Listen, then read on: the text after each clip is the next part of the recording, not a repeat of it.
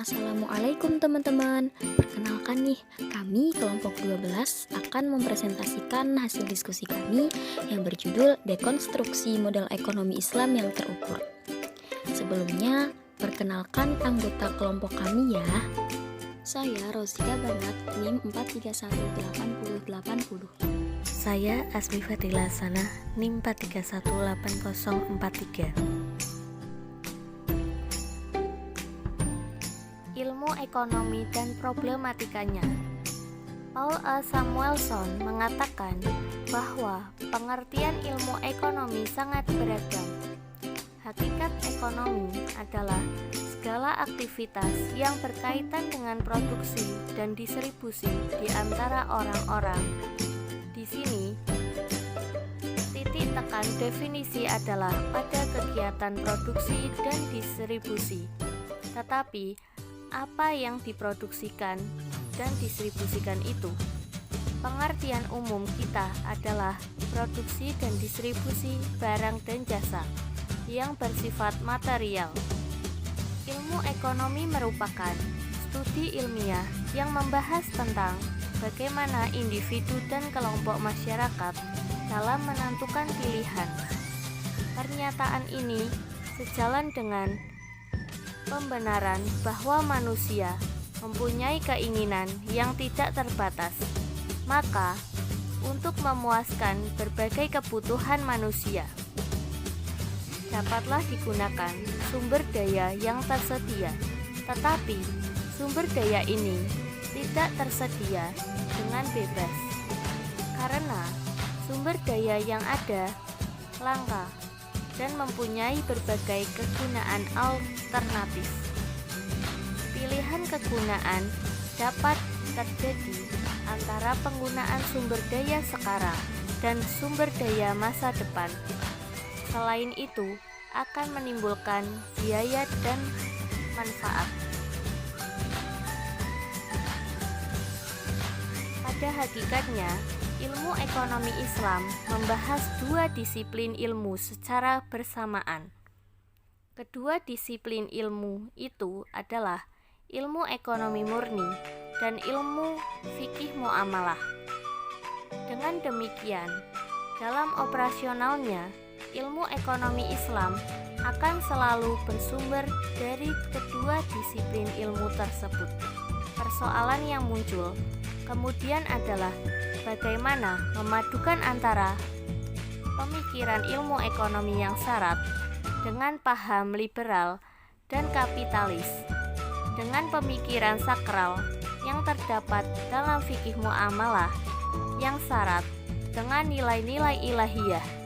Persoalan ini muncul mengingat bahwa sumber ilmu ekonomi adalah pemikiran manusia, sedangkan sumber fikih muamalah adalah wahyu yang didasarkan pada petunjuk Al-Quran dan hadis-hadis Nabi. Fikih muamalah diperoleh melalui penelusuran langsung terhadap Al-Quran dan hadis oleh para fuqaha. Melalui kaidah-kaidah usuliyah, mereka merumuskan beberapa aturan yang harus dipraktekkan dalam kehidupan ekonomi umat.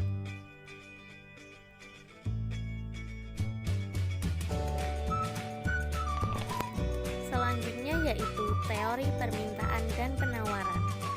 Secara umum, permintaan adalah banyaknya jumlah barang yang diminta pada suatu pasar tertentu dengan tingkat harga tertentu pada tingkat pendapatan tertentu. Besar kecilnya perubahan permintaan ditentukan oleh besar kecilnya perubahan harga. Jika ini terjadi, maka berlaku perbandingan terbalik antara harga terhadap harga permintaan dan perbandingan lurus dengan penawaran. Hukum permintaan ini menyatakan bila harga suatu barang naik, maka permintaan barang tersebut turun. Sebaliknya, jika harga suatu barang turun, maka permintaan terhadap suatu barang tersebut akan naik. Menurut N. Gregory Mankiw Dalam bukunya yang berjudul Pengantar Mikroekonomi menyebutkan bahwa permintaan adalah sejumlah barang yang diinginkan dan dapat dibeli oleh pembeli ketika tahu bahwa untuk barang apapun ada banyak hal yang menentukan jumlah yang akan diminta pembeli. Namun, ketika kita menganalisis bagaimana pasar bekerja, suatu hal yang sangat berperan adalah harga barang tersebut. Jumlah permintaan barang menurun ketika harga barang naik dan meningkatnya ketika harga barang turun. Hal ini berarti jumlah permintaan barang berbanding terbalik dengan harga. Hubungan antara harga dengan jumlah permintaan ini berlaku untuk hampir semua barang dalam ekonomi. Dan dalam kenyataannya, para ekonom dimanapun menyebutkan hal ini sebagai hukum permintaan.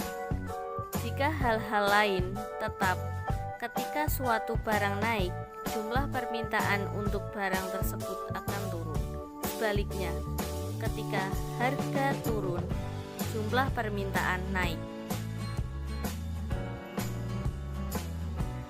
Penawaran atau supply dalam ilmu ekonomi adalah banyaknya barang atau jasa yang tersedia dan dapat ditawarkan oleh produsen kepada konsumen pada setiap waktu tertentu.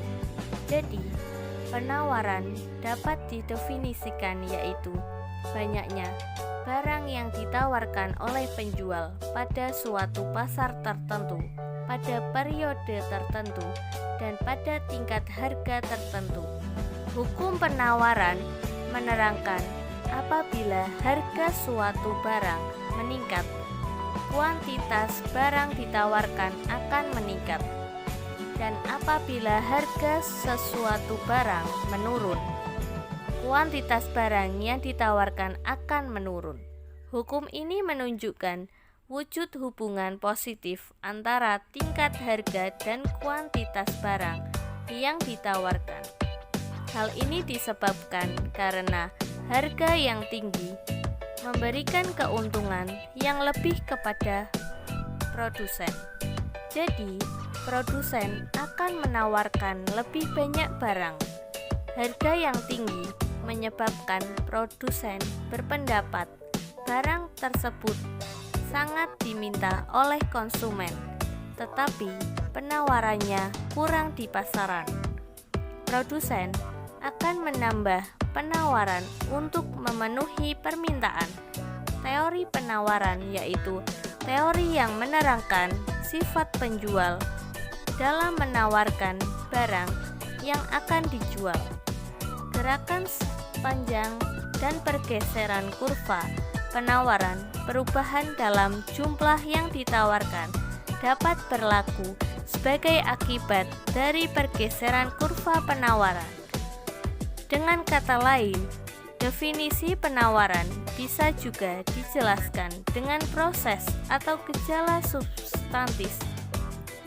Pada umumnya, sumber-sumber dan teknik produksi yang digunakan oleh seorang produsen dapat digunakan untuk memproduksi berbagai macam dan jumlah produksi.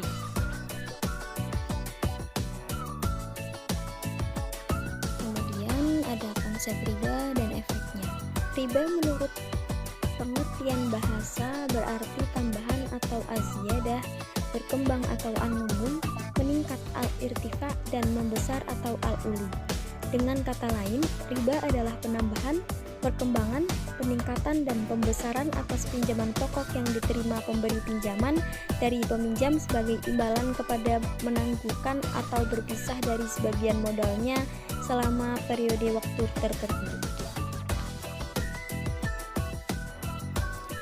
Dasar hukum larangan riba. Terdapat banyak dalil di dalam Al-Quran tentang larangan riba.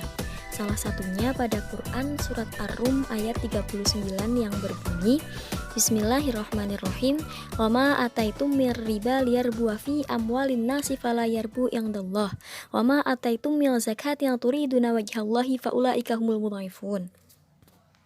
Yang artinya, dan suatu riba atau tambahan yang kamu berikan agar dia menambah pada harta manusia, maka riba itu tidak menambah pada sisi Allah. Dan apa yang kamu berikan berupa zakat yang kamu maksudkan untuk mencapai keridhaan Allah, maka yang berbuat demikian itulah orang-orang yang melipat gandakan pahalanya.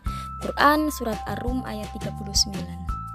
Dan masih banyak lagi larangan-larangan riba yang tercantum dalam Al-Quran maupun hadis Nabi. Dampak daripada praktek riba.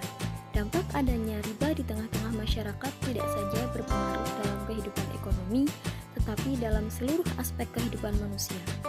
Yang pertama, riba dapat menimbulkan permusuhan antara pribadi dan mengurangi semangat kerjasama dan saling menolong dengan sesama manusia. Kemudian yang kedua, menimbulkan tumbuhnya mental pemboros dan pemalas. Kemudian riba merupakan salah satu bentuk penjajahan dan menjadikan kreditur mempunyai legitimasi untuk melakukan tindakan-tindakan yang tidak baik untuk menuntut kesepakatan tersebut. Dan banyak lagi dampak-dampak daripada praktek riba ini. Konsepsi zakat dan pajak serta multiplier efeknya. Terdapat persamaan dan perbedaan antara zakat dan pajak.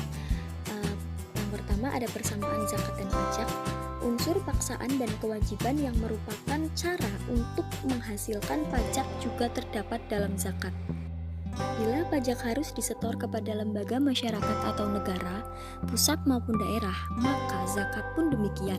Karena pada dasarnya zakat itu harus diserahkan kepada pemerintah sebagai amil zakat. Kemudian persamaan selanjutnya ada ketentuan pajak adalah tidak adanya imbalan tertentu. Para wajib pajak menyerahkan pajaknya selaku anggota masyarakat. Demikian halnya dengan zakat, pezakat tidak memperoleh imbalan. Kemudian ada perbedaan zakat dan pajak. Yang pertama, perbedaan yang paling utama adalah bahwasanya tujuan zakat adalah untuk langsung ditujukan kepada orang yang tidak mampu atau yang berhak untuk menerima zakat tersebut. Sedangkan pajak digunakan untuk cakupan yang lebih luas, yaitu pembiayaan pengeluaran negara untuk pembangunan infrastruktur pembangunan dan juga dialokasikan untuk pemerataan sosial. Perbedaan yang kedua, perbedaan yang paling mendasar dari keduanya terletak pada sumber perintahnya. Pajak bersumber dari pemerintah yang telah menetapkan pajak tersebut melalui undang-undang. Sedangkan zakat bersumber dari perintah Allah yang wajib dijalankan umat Islam untuk menjadi orang yang beriman. Perbedaan yang ketiga dari segi pelakunya, di mana dalam pajak seluruh masyarakat berkewajiban membayar pajak kepada pemerintah sesuai dengan ketentuan yang berlaku. Sedangkan dalam zakat hanya untuk umat Islam saja yang diwajibkan melakukannya. Zakat sebagai multiplier atau efek pengganda ekonomi. Bagaimanakah mekanisme efek multiplier zakat ini? Zakat dalam bentuk bantuan konsumtif yang diberikan kepada mustahik akan meningkatkan pendapatan mustahik, yang berarti daya beli mustahik tersebut atas suatu produk yang menjadi kebutuhannya akan meningkat pula.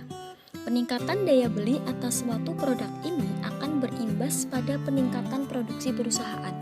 Imbas dari peningkatan produksi adalah penambahan kapasitas produksi, yang hal ini berarti perusahaan akan menyerap tenaga lebih banyak. Hal ini berarti tingkat pengangguran akan semakin berkurang. Sementara di sisi lain, peningkatan produksi akan berakibat pada meningkatnya pajak yang dibayarkan kepada negara, baik pajak perusahaan, pajak pertambahan, nilai maupun pajak penghasilan. Jika penerimaan negara dari pajak bertambah, negara akan mampu menyediakan sarana dan prasarana untuk pembangunan serta mampu menyediakan fasilitas publik bagi masyarakat.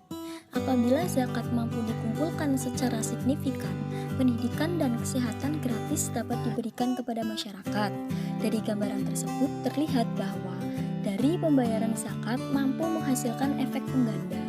dalam bahasa ekonomi dikenal dengan multiplier effect dalam perekonomian, yang pada akhirnya secara tidak langsung akan berimbas pula kepada kita.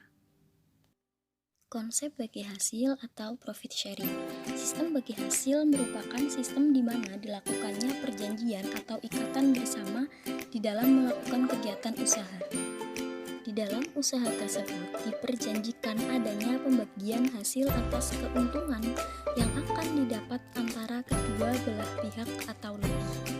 Bagi hasil dalam sistem perbankan syariah merupakan ciri khusus yang ditawarkan kepada masyarakat, dan di dalam aturan syariah yang berkaitan dengan pembagian hasil usaha harus ditentukan terlebih dahulu pada awal terjadinya kontrak atau akad.